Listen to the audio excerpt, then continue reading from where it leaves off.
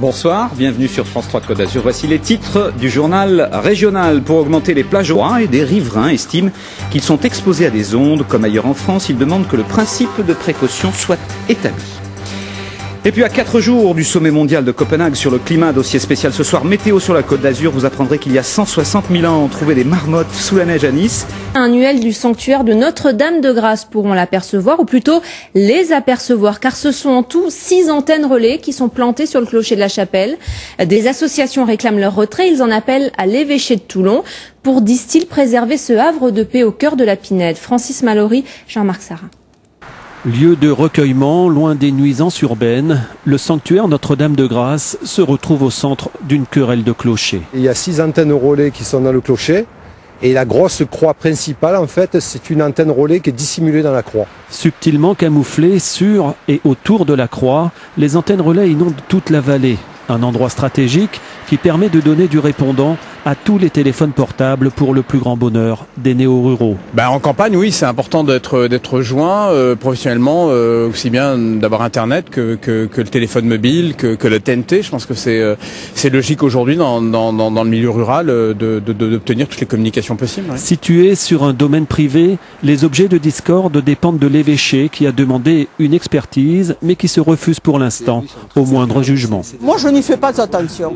Je n'y fais pas attention parce que je trouve qu'elle s'intègre bien dans le site et que mes yeux ne se portent pas là précisément. Si vraiment c'était un mât énorme avec des structures métalliques faramineuses, je dis pas. Mais là, vraiment, je trouve que c'est bien intégré. Et la tentation de fermer les yeux est grande. À 750 € par mois et par antenne, le calcul de rentabilité est à la portée d'un élève de CP. Nous, on demande le principe de précaution qui soit appliqué à cet endroit, c'est-à-dire la dépose des 6 antennes et éventuellement les antennes, ils ont qu'à les mettre dans un lieu qui n'est pas habité, en fait, où il n'y a personne. Vous pensez que les ondes ne sont pas bonnes ici? Ah non, elles ne sont pas bonnes du tout pour un endroit où on est censé venir prier pour recevoir de bonnes ondes. En fait, on reçoit des hautes fréquences entre 1 volt et 1 volt 5 au mètre. En matière d'émissions d'ondes, le seuil européen est proche de 0,6 volts au mètre. Mais ici, l'environnement est propice au silence monacal et l'Église semble bien y trouver son compte.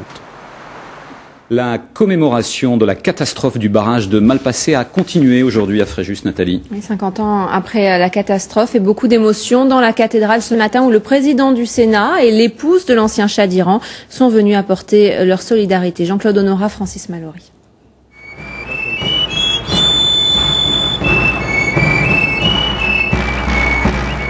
Émotion, commémoration et recueillement ce matin dans la cathédrale de Fréjus.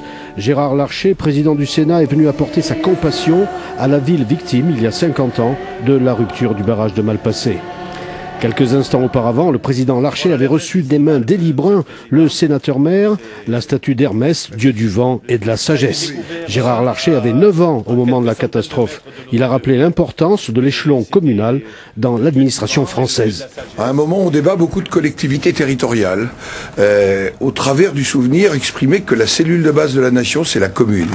Et on voit bien que c'est d'abord une commune qui a été atteinte dans sa chair, qui a bénéficié de la solidarité nationale, de la solidarité, j'allais dire, du monde entier. La présence de Son Altesse impériale Faradiba témoigne bien que très loin ailleurs, on s'est préoccupé de cette ville française, et en même temps, une commune qui fait face à l'avenir. La présence de l'ex-impératrice d'Iran, Faradiba, très solidaire des Fréjusiens, incitait aussi à parler de son propre drame. Beaucoup des habitants du monde et des Fréjusiens qui sont avec le peuple iranien en espérant qu'un jour, comme je dis toujours, que la lumière vaincra les ténèbres et que les Iraniens auront la liberté, les droits de l'homme et la tolérance. Ce cinquantenaire de la catastrophe de Malpasset s'est achevé dans l'émotion et le recueillement après 2 mois de conférences, de concerts, d'expositions et de cérémonies de très haute tenue. Et on reste dans le Var pour vous annoncer la création d'une nouvelle communauté de communes, Pays Mer Estérel. Pour l'instant, elle ne regroupe que 2 membres, Puget et Roquebrune-sur-Argent. Mais les maires de Bagnols et des Adrets réfléchissent à un possible ralliement. Et puis un mot aussi sur cette nouvelle, peut-être une future compagnie aérienne créée à Nice. Oui, l'annonce vient du Conseil régional qui promet 400 000 € d'aide publique pour cette compagnie privée, Air Nice, qui à partir de 2010 devrait assurer